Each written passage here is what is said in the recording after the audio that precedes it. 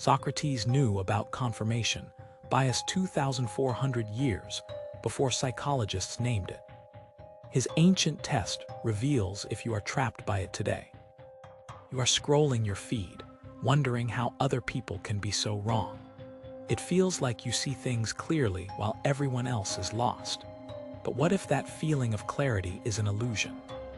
What if your brain is actively hiding the truth to protect something it values more than being right, the feeling of being right? This is not a new problem. 2,400 years ago, Socrates revealed this blind spot in Athens. He saw that true wisdom was not having all the answers, but questioning your own certainty. His method was to ask questions that exposed contradictions in people's beliefs.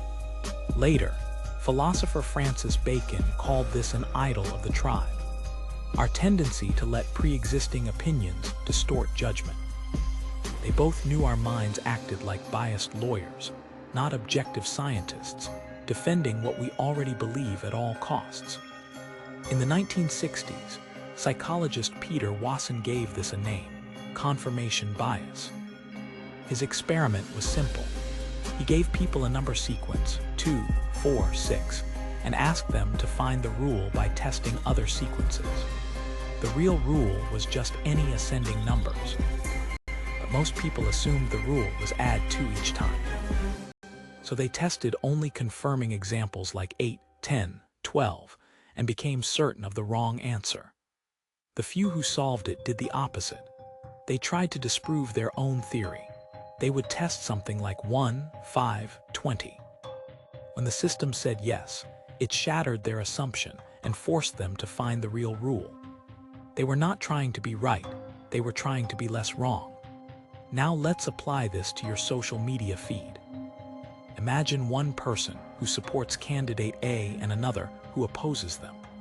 They open their phones and enter different realities.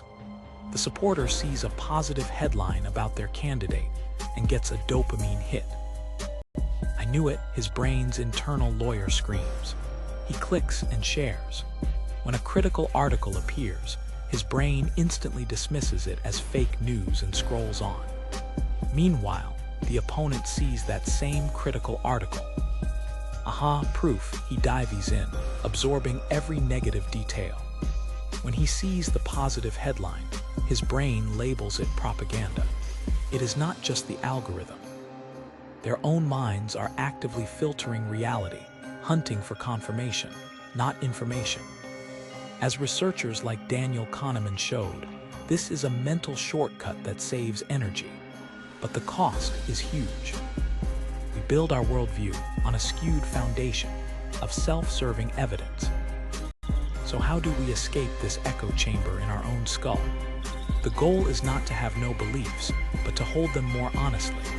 Here are 3 powerful debiasing techniques. 1. The steel man technique. Do not argue against the weakest version of an opposing view. Instead, build the strongest, most intelligent version of their argument you can.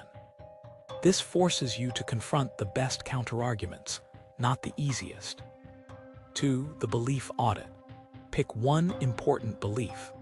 For 10 minutes, your only job is to find the best evidence against it. You are not trying to change your mind, you are pressure testing its foundations. 3. And this is your mission for today. Seek one opposing view.